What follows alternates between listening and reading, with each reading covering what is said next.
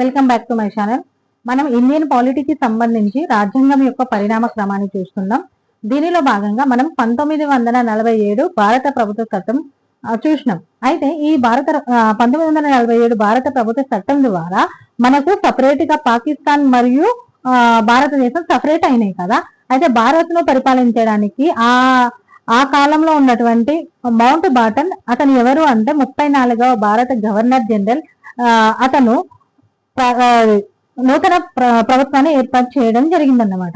భారతదేశానికి నూతన ప్రభుత్వము 1947 ఆగస్టు 16న ఏర్పాటు చేయడం జరిగింది. దీనిలో భాగంగా వివిధ పోర్ట్ఫోలియోలను గమనించినట్లయితే భారతదేశానికి మొట్టమొదటి ప్రధానిగా నెహ్రూ గారిని చెప్పవచ్చును మనము. తన దగ్గర ఇంకా విదేశీ వ్యవహారాల శాఖ మంత్రి అండ్ కామన్వెల్త్ శాఖ మంత్రి కూడా నెహ్రూ గారి దగ్గరే ఉన్నాయి. తర్వాత హోంశాఖ మంత్రి మరియు సమాచార శాఖ మంత్రిగా పటేల్ ఉన్నారు. అంటే మనము మొట్టమొదటి హోంశాఖ మంత్రిగా మనము సర్దార్ వల్లభాయ్ పటేల్ ని చెప్పవచ్చును. అట్లనే రక్షణ శాఖ మంత్రిగా బల్దేవ్ సింగ్ గారు ఉన్నారు. మొట్టమొదటి రైల్వే శాఖ మంత్రిగా జాన్ మతాయ్ గారు ఉన్నారు. విద్యాశాఖ మంత్రిగా అబ్దుల్ కలాం ఆజాద్ ఉన్నారు.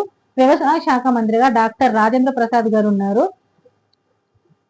ప్రసార సాధనాల శాఖ మంత్రిగా రఫీ ఉన్నారు. అన్నిటికన్నా ముఖ్యమైనది ఒక్కరే ఫిమేల్ ఉన్నారు, రాజ్కుమార్ అమృత్ కౌర్. ఆరోగ్య శాఖ మంత్రి తనొక్కరే ఫిమేల్ ఉన్నారు. తనని ఒకసారి మనం గుర్తుపెట్టుకోవాలి. అంటే మొట్టమొదటి గవర్నమెంట్ లో ఒక్కరే ఫిమేల్ ఉన్నారు, రాజ్కుమార్ అమృత్ కౌర్. వీరు ఒక్కరే ఉన్నారు, తనని కంపల్సరీ గుర్తుపెట్టుకోవాలి. అలాగే మొట్టమొదటి న్యాయశాఖ మంత్రిగా బిఆర్ అంబేద్కర్ గారు ఉన్నారు.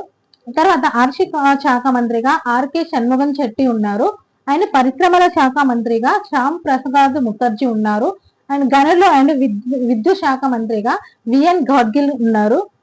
కార్మిక శాఖ మంత్రిగా బాబు జగజ్జీవన్ రావు గారు ఉన్నారు. వ్యాపారం మరియు వాణిజ్య శాఖ మంత్రిగా టిహెచ్ బాబా గారు ఉన్నారు. అయితే మొత్తం ఎంతమంది ఉన్నారు మొట్టమొదటి గవర్నమెంట్ లో అంటే 14 మంది ఉన్నారు. దీనికి సంబంధించి రాజ్యాంగం యొక్క పరిణామ క్రమాన్ని కంప్లీట్ చేయడం జరిగింది. అయితే ఒకసారి రివైండ్ చేద్దాము.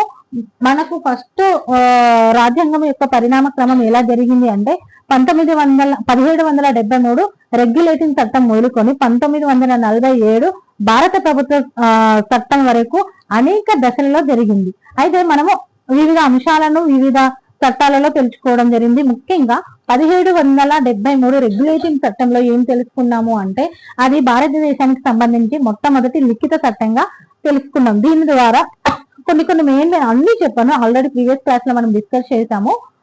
మెయిన్ గా ఏంటంటే దీంట్లో 1974లో సుప్రీం కోర్టు ఏర్పడింది.